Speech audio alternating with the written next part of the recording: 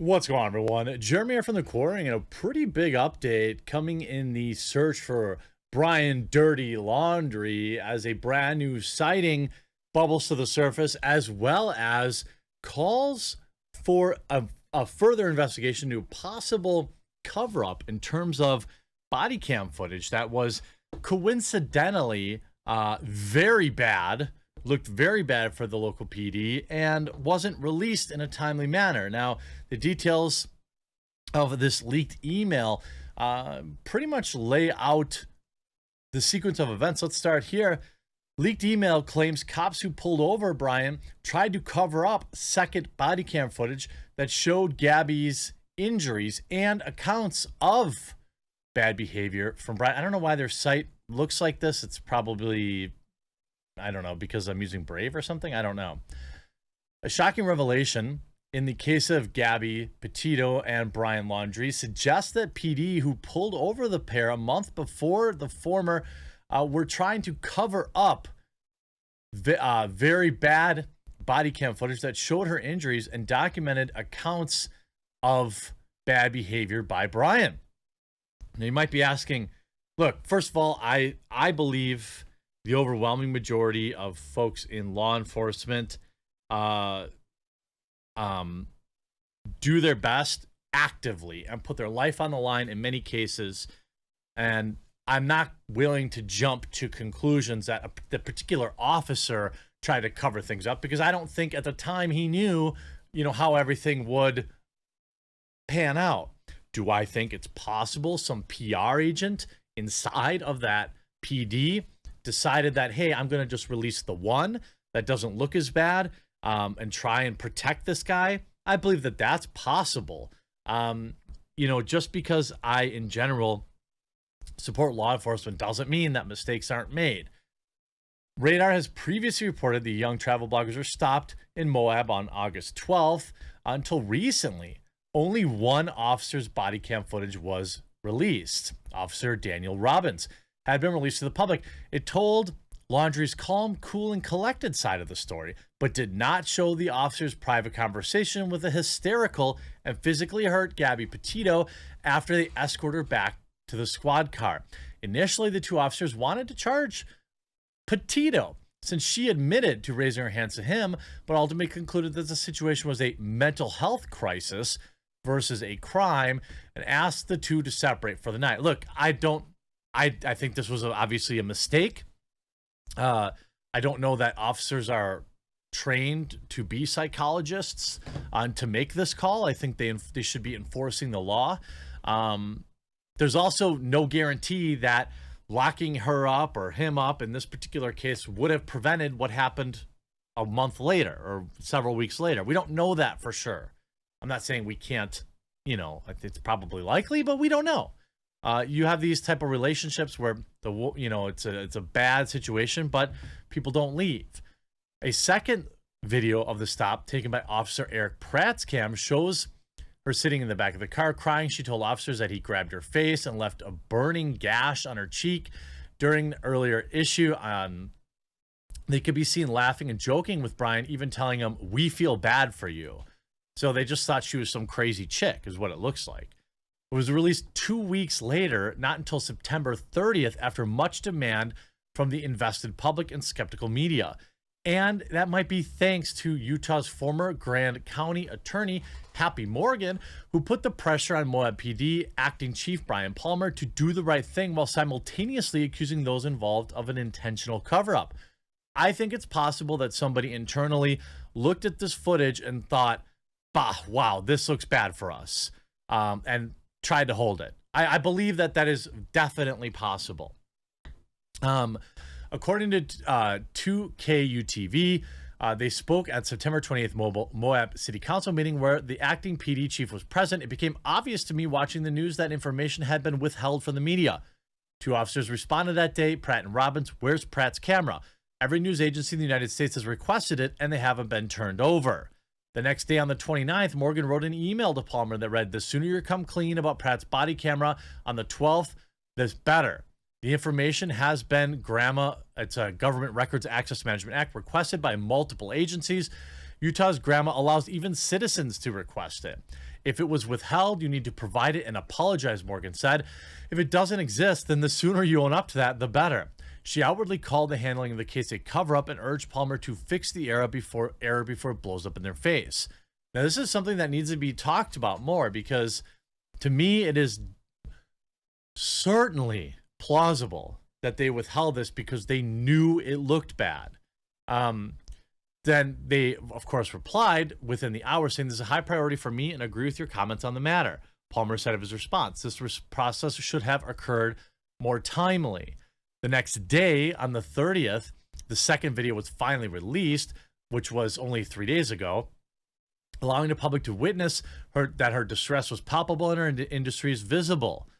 Palmer's explanation for the delay of the video's release was that this was a small department being bombarded by numerous requests. That seems like a lie. Morgan wasn't buying it. "I thought that it was inconsistent with the truth and inconsistent with the email," she told them over the weekend. "And I'm concerned that if I hadn't pushed a matter of city council and again that next day, that the tape would still be withheld." When the outreach reached out to Palmer, he doubled down on his initial stance that we continue to receive far more grammar requests than we have ever experienced, which is why the video was delayed. I don't believe that. I believe that they knew that this video looked really bad and they tried to withhold it. That's my opinion. I also believe that that these officers tried to do their best, and perhaps they made a mistake. It certainly looks like it. I mean, if you really shouldn't be yucking it up with some guy about his crazy girlfriend. I just don't think that that's, again, I'm not wearing their badge. I wasn't there on the scene, but when you bake in the second camera footage where she has visible marks on her, that feels like a situation where, look, we need to, somebody's going in here. Maybe they both need to go in, right? And the fact that, now a complaint has been filed, doesn't look good. This is, you hear danging footage. Laundrie cops try to cover up body cam footage that showed her injuries, leaked emails suggest. I would say that I probably agree with it. It looks like they tried to hold this back because they knew it would look bad. Does that make Brian any less, his behavior any less, heinous? If what we think is true is true? No, of course not. Does it automatically mean that this wouldn't have happened? No. But it means, in my opinion, that these officers made a mistake and then somebody was trying to protect them, which is exactly why I don't like police unions and stuff like that. This is the kind of stuff where if they release the footage immediately and put the guy on leave or, offered more training, because, I don't think the average officer is really well equipped to deal with these domestic type situations. There's all sorts of history and nuance involved, and they have to make a split second decision. And without all the information provided, it leaves a lot of room for error. But the fact that they clearly slow rolled releasing this video, and because it looks so bad for them, this is why police get a bad reputation. Here, a hiker claims he saw Brian near the Appalachian Trail. A man claims he spoke to someone he believes to be Brian near the Appalachian Trail. A Florida man hiking in the Appalachian Trail claims he saw Brian driving in a white pickup truck around 12:30 Eastern on Saturday in Tennessee near North Carolina border. Dennis Davis, who spoke to a number of news outlets Saturday, including Fox News Digital twice, said it didn't at first register the driver may have been Laundrie. But after the encounter, he looked up photos of him, and he felt convinced enough to call the sighting in twice, as well as to a 911 operator. There's no doubt about it. That was Brian I was just talking to, 100%, not a doubt in my mind. Davis said of the encounter after he looked up both a portrait and profile shot of him on his phone. He is on the lam. Obviously, we know Davis and some other hikers were going to leave a car at the northern terminus of the Appalachian Trail, and he was going to sleep at the trailhead Friday night.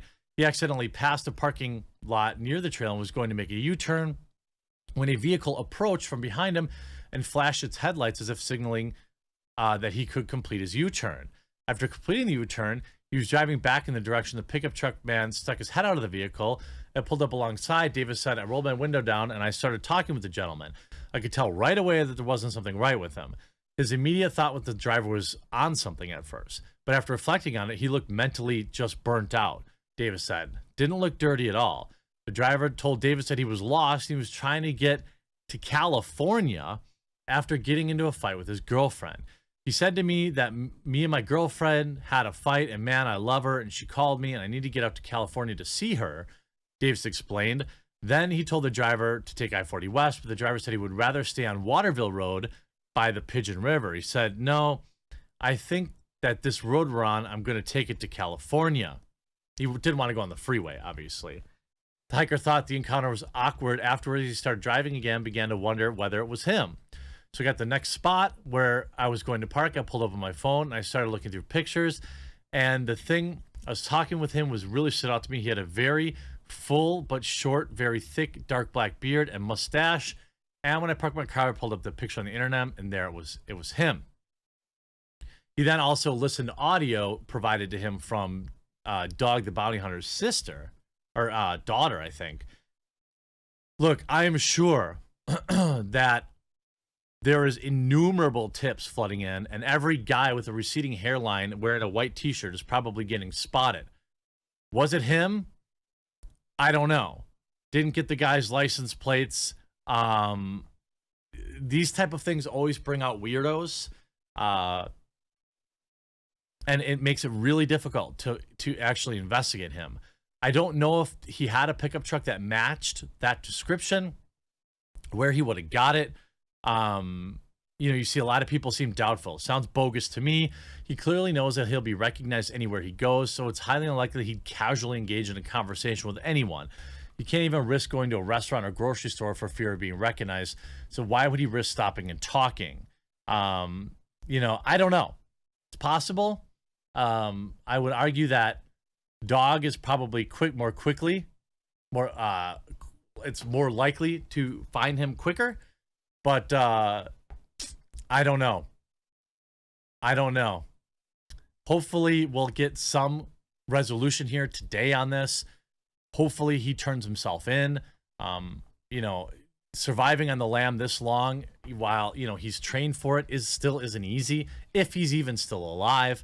I hope you enjoyed this video. If you haven't yet, make sure you click that red subscribe button down below this video to stay up to date on all the latest news on this case.